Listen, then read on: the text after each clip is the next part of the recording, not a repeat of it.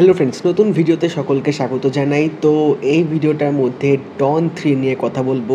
তো ডন 3 এর কিন্তু অ্যানাউন্সমেন্ট ভিডিও অলরেডি এসে গেছে। তো গতকাল কিন্তু ফারহান আখতার একটা পোস্ট করেছিল, একটা ডন 3 এর মোশন পোস্টার কিন্তু রিলিজ করেছিল, যেখান থেকে কিন্তু অনেক রকম স্পেকুলেশনস তৈরি হয়েছিল।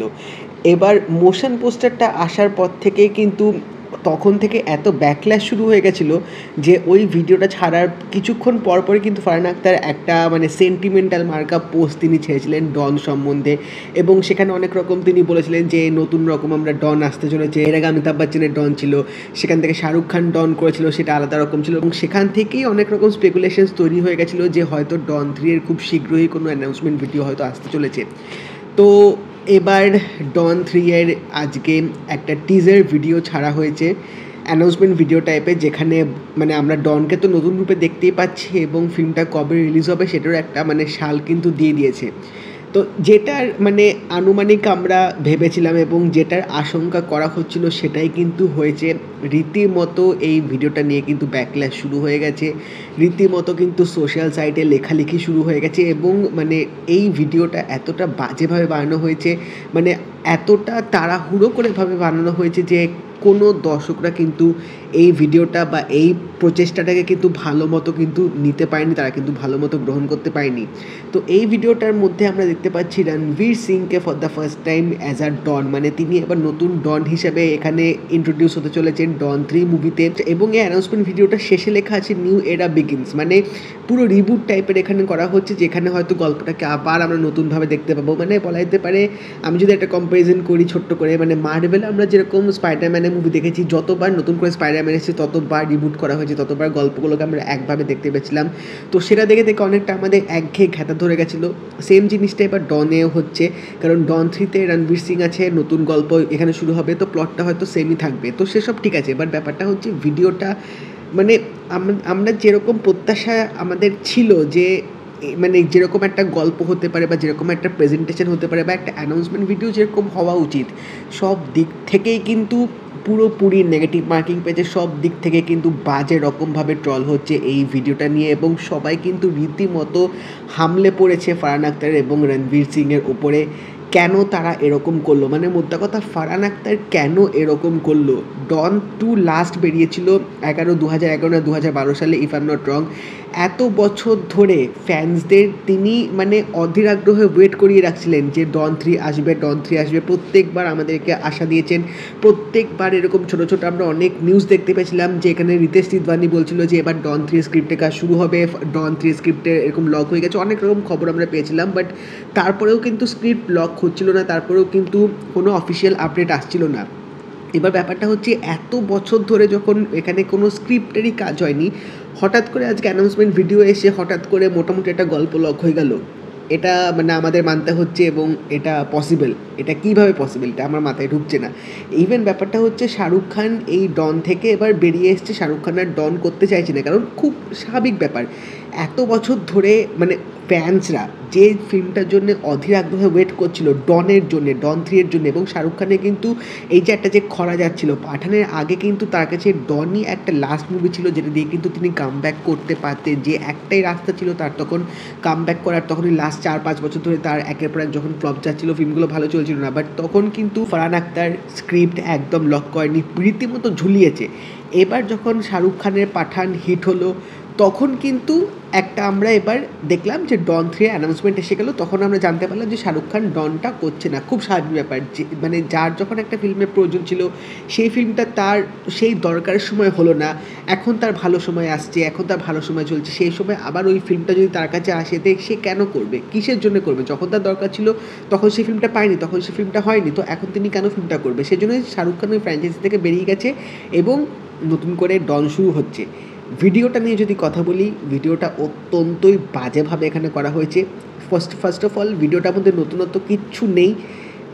রণবীর সিংকে এরকম লুকে, এরকম বেশভূষায় আমরা আগেও দেখেছি, তার ওরকম সানগ্লাস পরা, ছোটো করে চুল কাটা, পলিশ লুক, এরকম তার লুক আমরা আগেও অনেক ফিল্মে দেখেছি। লুকে নতুনত্ব কিচ্ছু পাইনি এবং পুরো যে সেট আপটা পুরো মানে খুব ঝা চকচকে এখানে সেট করে যেভাবে দেখিয়েছে, দেখে প্রথম কথা আমাদের মনে হবে একটা স্টাইলিশ হিরোকে হয়তো এখানে রিপ্রেজেন্ট করা হচ্ছে, এইভাবে কিন্তু এখানে ভিডিওটা করা হয়েছে। এবং সবচেয়ে হাস্যকর ব্যাপার যেটা হচ্ছে ভিডিওটার মধ্যে আমরা দেখতে পাচ্ছি যে মেঝেতে লাইটার পড়া আছে, রণবীর সিং মেঝের মধ্যে এরকম পা দিয়ে দাব মারলো, লাইটারটা উঠে গেল। ভাই এটা কিভাবে সম্ভব? মানে মেঝের মধ্যে যদি এরকম পা দিয়ে মারে লাইটার উঠে যাচ্ছে, জিনিসটা দেখাবে একটু বিশ্বাসযোগ্যতাভাবে দেখানো উচিত। বাট এই জিনিসটার মধ্যেও কিন্তু সাউথের ফ্লেভার দিয়েছে, মানে এরকম লজিক কিন্তু আমরা সচরাচর বলিউড মুভিতে কিন্তু সেইভাবে পেয়ে থাকি না, অ্যাটলিস্ট ফারহান আখতারের মুভিতে কিন্তু সেরকম পাই না, অ্যাকশন মুভিগুলো বলতে গেলে। বাট এখানে কিছুটা ওই সাউথ মার্কা ফ্লেভার দেখতে পেলাম, যে মেঝের মধ্যে পা দিয়ে দাবা মারছে তো লাইটার ওরকম উঠে যাচ্ছে,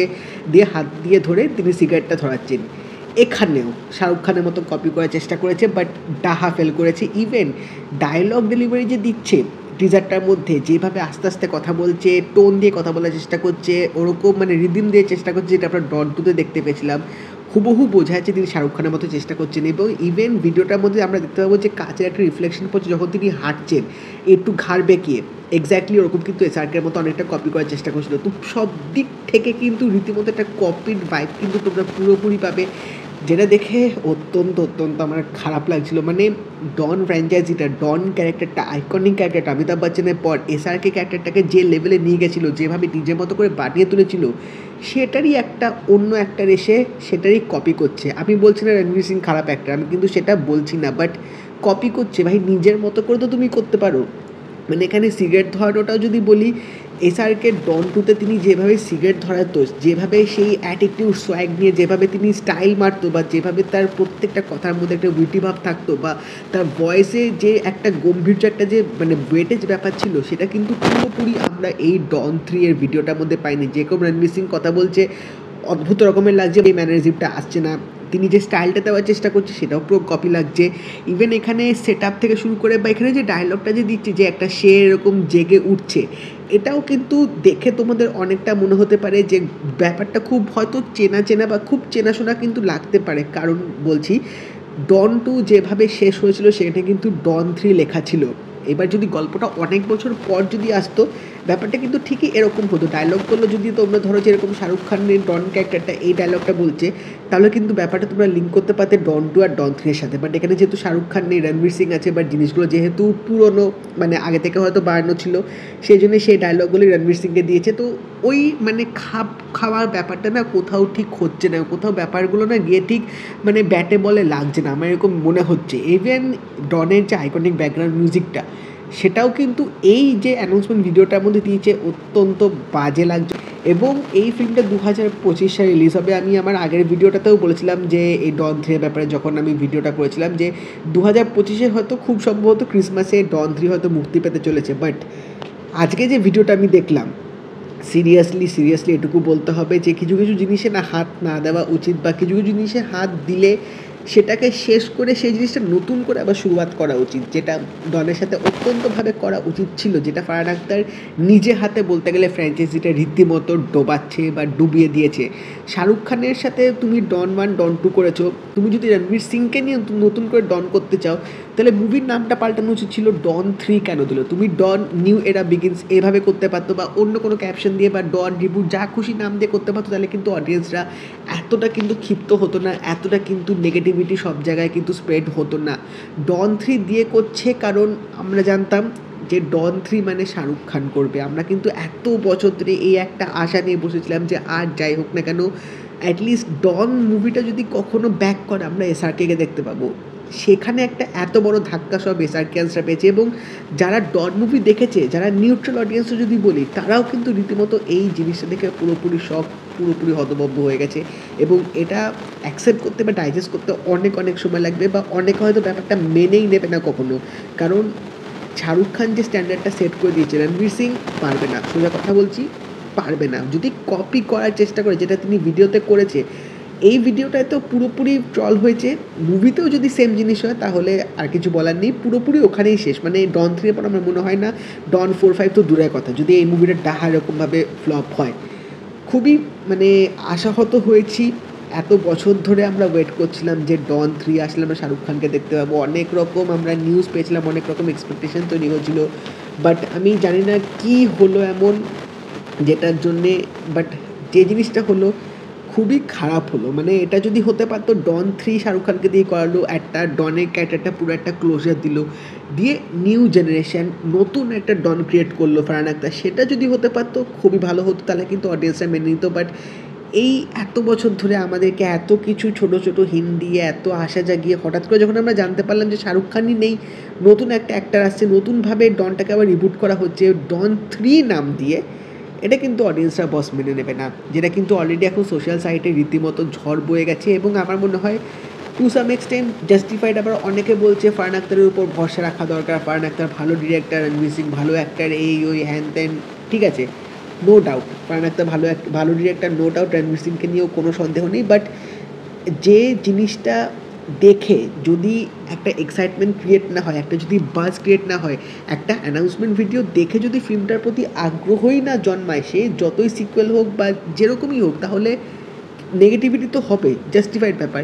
সেটাই কিন্তু এই ডন 3 এর ভিডিওটার সাথে হয়েছে। মানে ভিডিওটা দেখার পর তোমাদের মনে হবে যে ভাই আমি ডন 2 এর টিজারটাই দেখি। মানে ডন 2 এর যে টিজারটা যেভাবে বানিয়েছে, এখন তোমরা যদি ইউটিউবে গিয়ে ডন 2 এর টিজারটা দেখো, সেটা দেখে তোমাদের যে গুজবাম্পস দেবে, সেটার মেকিংটা, সেটা ডায়লগ ডেলিভারিটা, সেটার মানে প্রেজেন্টেশনটা এত তখনকার সময় যেভাবে বানিয়েছিল জবরদস্ত, ইভেন এখনও ওই লেভেলে কিন্তু টিজার ডনের কোনো আপকামিং মুভিতে বানাতে পারবেন না, যেটা কিন্তু এই ভিডিওটা দিয়ে আবার প্রমাণ হয়ে গেল। তো রীতিমতো মানে অনেক রকম ইমোশনস, অনেক রকম জিনিস কাজ করছে, কারণ এই ফিল্ম মানে এই ফ্র্যাঞ্চাইজিটা নিয়ে বা বলা যেতে পারে এই ডন মুভিটা নিয়ে অনেক রকম স্মৃতি, অনেক রকম ইমোশনস আমার জড়িয়ে আছে। তো আমি যখন থেকে এই ভিডিওটা দেখলাম, মানে আমি না জাস্ট শকড হয়ে গেছিলাম। আমি ভাবলাম ভাই আমি এটা কী দেখছি, এটা ডন, এরকম ডনের একটা ভিডিও, এরকম ডনের একটা ক্যারেক্টার, এরকম ডনের হাবভাব মানতে খুবই কষ্ট হচ্ছিল সিরিয়াসলি। এবং আমার মনে হয় তোমরা অনেকে রিলেট করতে পারবে এই অবস্থাটা, যারা 90s কিডসরা, যারা শাহরুখ খানের ডন দেখে বড় হয়েছে এবং এত বছর ধরে সেই একটা ক্ষিপ্ত একটা আশা নিয়ে বসেছিল যে কোনো না কোনো সময় হয়তো আমরা এসআরকে অ্যাজ আ ডন দেখতে পাবো। বাট